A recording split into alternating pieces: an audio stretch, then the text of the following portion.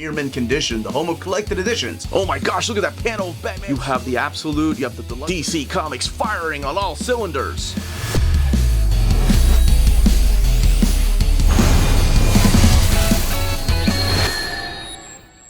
Welcome back to Near Mint Condition, everybody. Today we're going to be taking a look at the Superman Kryptonite Nevermore DC Finest. Let's go ahead and get into it.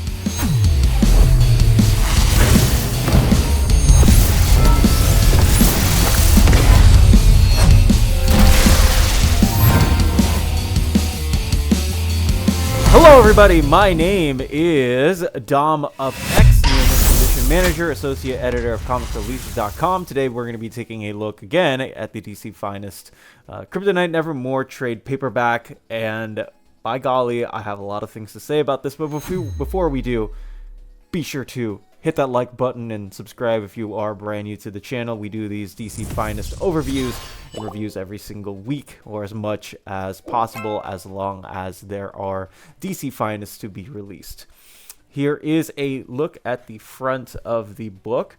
This is a cover featured by Neal Adams. This spine is also, or the cover image is the same header as the main image.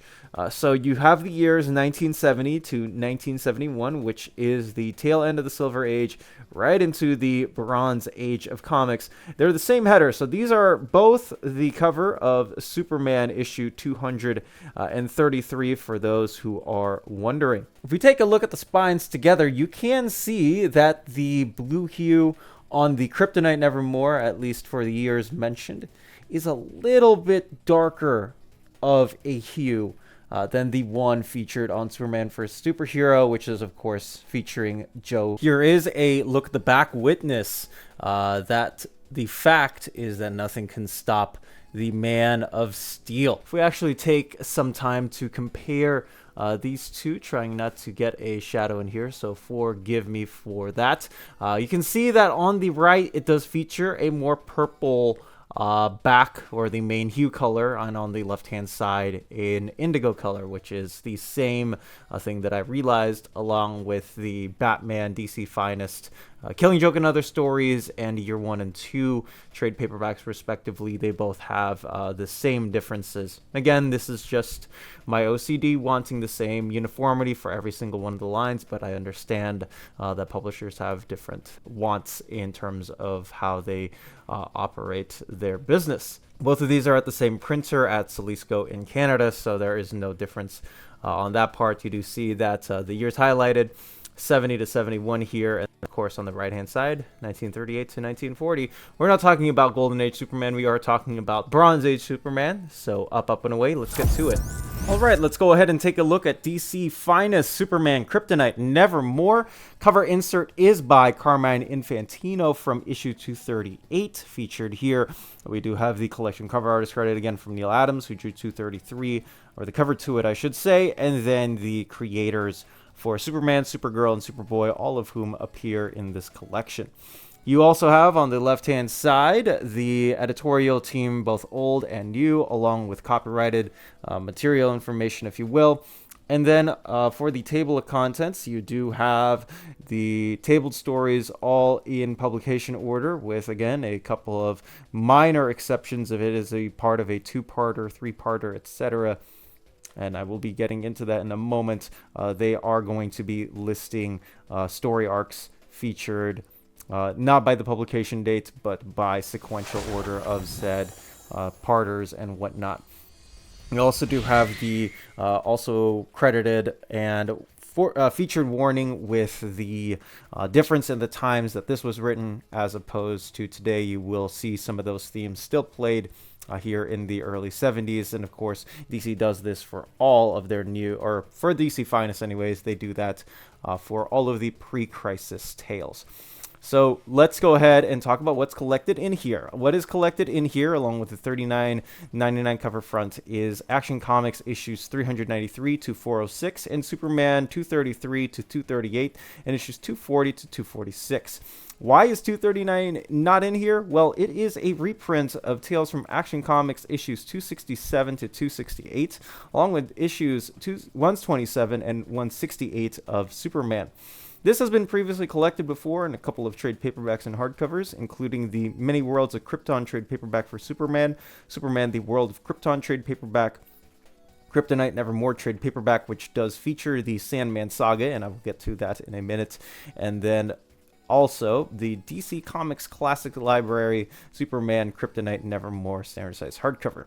In this book, you will find writing from none other than Dennis O'Neil, who is appropriately listed on the front cover, as his storyline is arguably, if not definitely, the most famous in here, and what many people or historians mark as the beginning of the Bronze Age, with Cary Bates again taking over from issue 243 of Superman. And you also have dialogue from Leo Dorfman and Jeff Brown featured in these specific issues. Artist here is, well, the legendary Curt Swan. Curt Swan gets top billing with Murphy Anderson on inks, and let me just say their art is absolutely phenomenal. Seeing them on Superman, whether it be clean lines or during the Bronze Age with a lot more detail, love his artwork. You also see other artists such as Gray Morrow, Bob Brown, and Ross Andrew, who drew the first issue listed in this book, specifically with Action Comics. Now, this is the transition from the Silver Age to the Bronze Age, and you will see plenty of these issues here, if not all of them, are part of the Bronze Age of Comics. Bronze Age of Comics is, of course, where we start getting away from the narrative tales of the long text boxes into something that we are much more familiar with. You will still get the tiny bubbles. You will still get the exceptional and sometimes different ways of... You will still get the text bubbles. You will still get to the big, long text boxes at some points, because narration will, I don't think, ever go away as a storytelling device for comics. But we are getting into a territory where we are a lot more familiar with.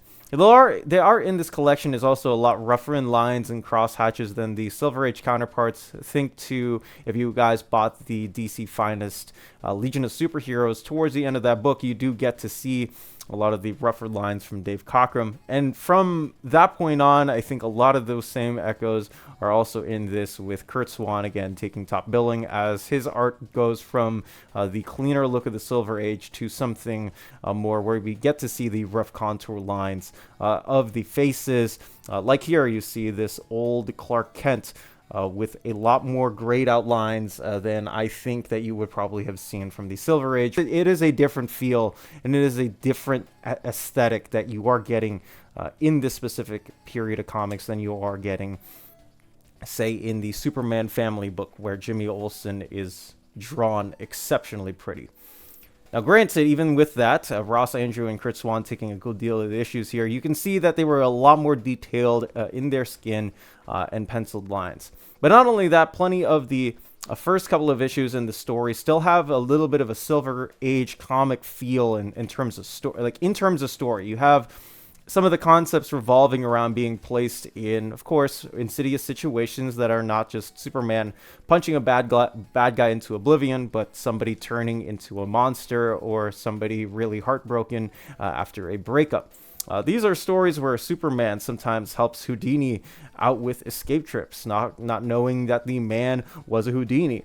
You have flashbacks of Superman touring the fortress with Jimmy and Lois, who in one of the issues Superman does call an intimate friend of his, which I find interesting, where Superman remembers helping out these space Amazons after he sees the cape of somebody that he remembers and falling in love with one of them while he's still rummaging through the fortress with Lois. I think some of those are very, very funny, and to me, like, the comedic bits are just very, very less toned, I would say less toned down than the aspects of what you were reading in the Superman family, but those lines are all still drawn there.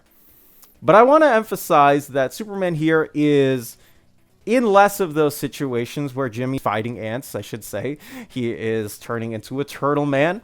There is a lot less of that, and more of the superhero genre that we all read in our superhero soap opera comics. These are toned down specifically, I think, to show Clark's problem-solving skills and also the strength of his personality and how he deals with a lot of these situations. One of the stories featured in here that turned out to be one of my favorites is where he and Lois Lane are driving on a horseless carriage, aka a car or automobile. Those are Clark words in the issues, not mine, if you want to at me with that. Where they are pushed off to the side of the road. You have the road rager then pushing off multiple people from the hill that they were driving on. So Clark has to be brought back into the fold, and he has to stop this road rager. Now, since he can't use his superpowers, he has to find different ways to save people and not show himself as Superman. And there are plenty of stories in this book like that, most infamously in Superman issue 233, which has Nevermore, or Kryptonite Nevermore, only on the front of the book, while the story's name is called Superman Breaks Loose. As a part of the Sandman Saga 5-issue arc is at least what the resources that I found called it, where Julius Schwartz, who we have mentioned here before as one of the men who infamously saved, I think, comics just in general back in the 50s with his brand new and refreshing editorial takes on Green Lantern and Flash, take over the main editorial team of Superman. Superman 233 is the first issue where we get to see Julius Schwartz featured prominently as the main man behind Superman. And of course, that is what is going to be taking top shelf billing for this collection, most notably for the Dennis O'Neil and Curt Swan dynamism. Dennis O'Neil takes over on the book on issue 233, and I don't think we ever go back on Superman. And I wouldn't say that it is such a complete tonal shift, say as like someone like Batman, who definitely needed it in the 70s. But I think it is pretty close in terms of the difference between, can we have Clark Kent being in a really awkward will he won't he situation, to can we do something interesting with his powers and make that a superhero story instead of the soap opera that we get in the Silver Age. In that specific 5-issue story, and each part is 5 different issues, or 6 different issues I should say, because it is from 233 to 238, we see that Clark is somehow impervious to kryptonite, being able to not only withstand and hold the effects of these once weakening metal shards, but he's now also somebody who is able to consume it as food, apprehending criminals even quicker than it used to be. Sometimes criminals will pop up and say, hey, I'm going to stop you with this. And Clark suddenly says, no, you can't. It's iron. And that is the main concept of the story. In this time, you'll also see that the Daily Planet is transitioning also to a brand new era of editorial, as the man steering the newspaper company that we saw in the Golden Age Superman, George Taylor, is not going to be present anymore as the main editor-in-chief at large. It is now going to be Morgan Edge, a man who walks in and says, Kent, what about that Superman? He is very weary of the son of Krypton. The key phrase that Dennis O'Neil does write, that he does say aloud, and that I have argued with people time and time and time again, is that power corrupts, and that absolute power corrupts absolutely. Again, Morgan Edge's words, not mine. I don't trust anyone. He then says, I don't trust anyone who can't be stopped. So how do we know that Superman will be an exception to this rule? But we see in the rest of the issue how Superman responds to that claim, since, of course, Clark Kent just so happens to be in the same room that we're introduced to Edge. So you sort of get this dichotomy between, can Clark Kent be this upholding, trustworthy, faithful person that we know about, or is he a fluke? Is he somebody that maybe doesn't understand what it means to fly above and beyond the person to who he's supposed to be? And I really love that change and difference from, say, the Golden Age, where maybe he is fighting somebody, but there isn't something behind the metal. There is something that I think O'Neil and Swan add to the Man of Steel that makes him and transforms him into the character that we know today. And really, that is where the line is for the Bronze Age of Superman. And not only that, it is a clear tonal shift from everything that we have had before to a character that is much more recognizable now to the public as, I would hope, to be their version of Superman. This paragon character who is very, very uplifting and upright, even in times where he feels unstoppable because he wants to help out as many people as possible. And those themes are throughout every single issue of this book from then on outward. It's not just a one simple small off statement. That specific 6-issue part is, I think, the defining moment for Superman in how he elevates himself, not through his powers, but through his persona and his upstanding character. Now, we also will see the inverse parts of this in the next issue, which is collected in here, which is Action Comics 396, which has the story name The Super Panhandler of Metropolis, where Clark is now this old, rusty guy. He's in a wheelchair. He's unable to move like he once did in his younger age. You've got Jimmy Olsen now shown giving Clark this, or we see Clark with a help the needy chain around his neck, and he's asking for money.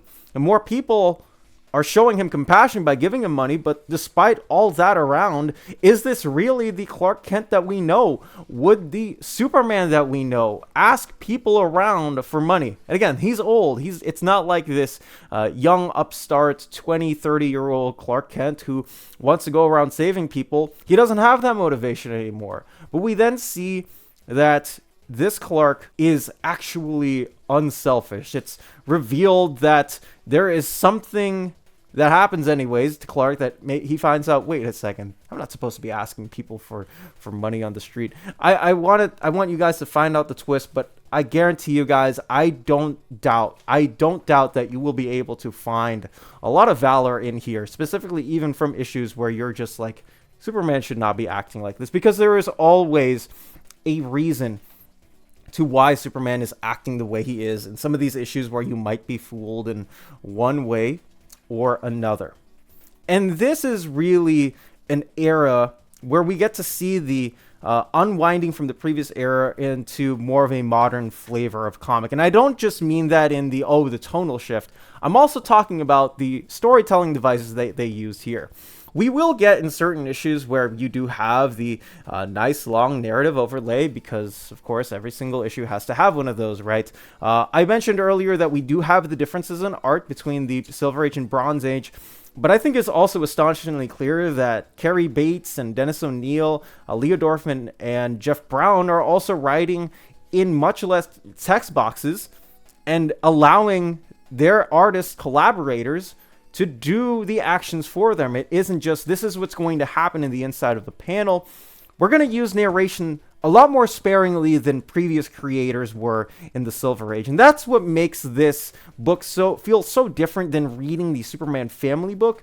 Even though, yes, I know the Superman family book doesn't have issues of Superman, but it does feel like you are reading a comic that is more geared towards people like me, who may not be wanting to read a billion words in one bubble at a time. I know that there is a sense of want for some people in that, and I do think that there is merit in reading those, and I have loved and I have learned to love the Silver and Golden Age. But this is something that definitely, I think, tickles my fancy just a little bit more than the previous collections of Superman were, especially Superboy. I think that would be a much more apt comparison than the Superman family trade paperback.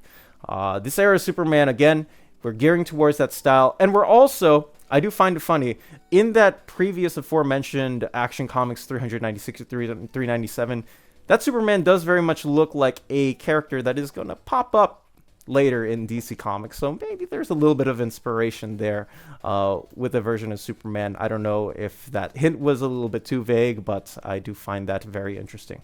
I also do want to quickly point out that Clark's attraction towards women in this collection is not lost. I think it's even more so toned up. I think if there is one thing that I have learned about Clark is that he cannot resist the charm of a female, and that is very much shown throughout this book. It's not as, maybe fantastical is the right word, as, say, the Superman family issues with Lois Lane, Superman's girlfriend, and then Jimmy Olsen.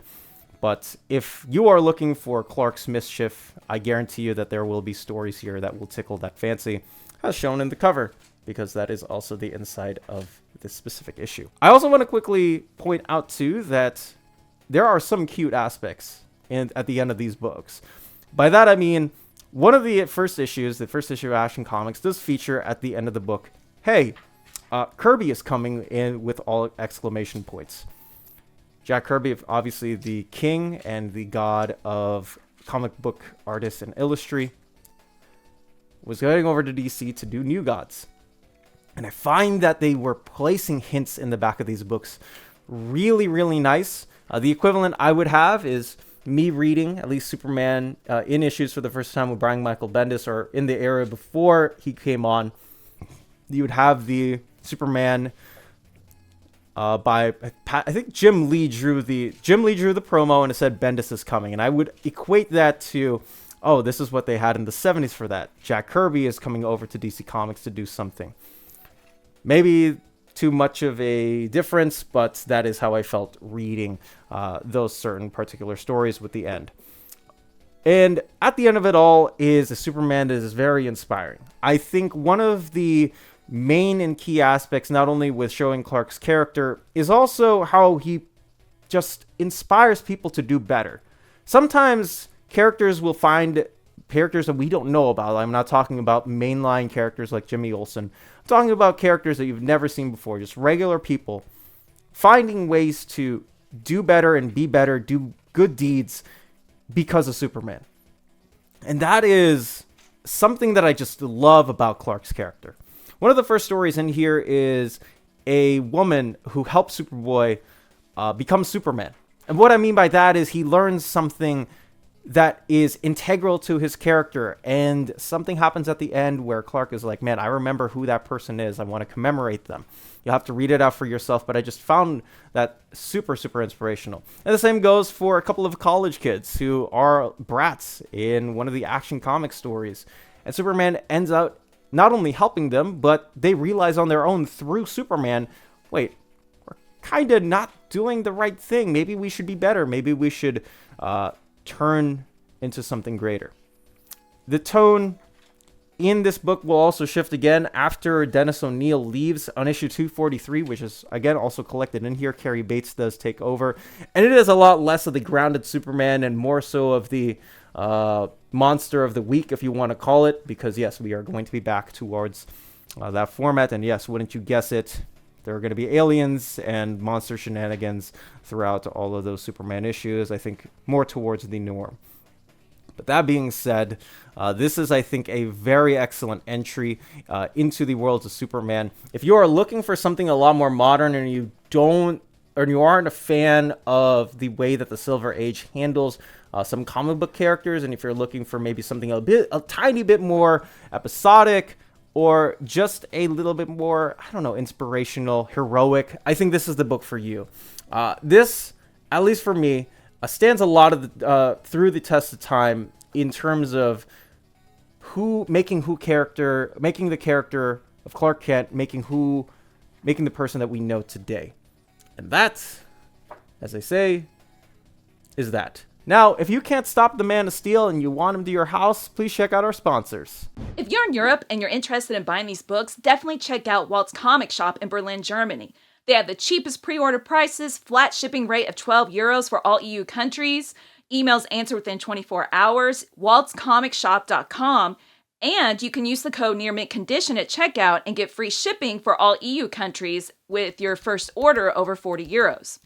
That's Walt's Comic Shop, your reliable source for omnis and premium collected editions in Europe. Ding! CheapGraphicNovels.com, your online home for graphic novels and collected editions up to 50% off cover price. They have excellent shipping and prompt and helpful service. Check out their bargain deals for up to 90% off cover price. And don't forget that CGN also takes pre-orders. That way you don't miss out on the hottest releases. And they are currently running a special promotion for you Minties. If you're a first-time customer, after receiving your order confirmation email, reply back to that email and let them know Near Mint Condition sent you their way. They will then apply a free shipping promotional credit to your next order in the US. Cheap Graphic Novels, your source for the hottest books with the kind of deep discount, quality shipping, and customer service that will keep you coming back for more.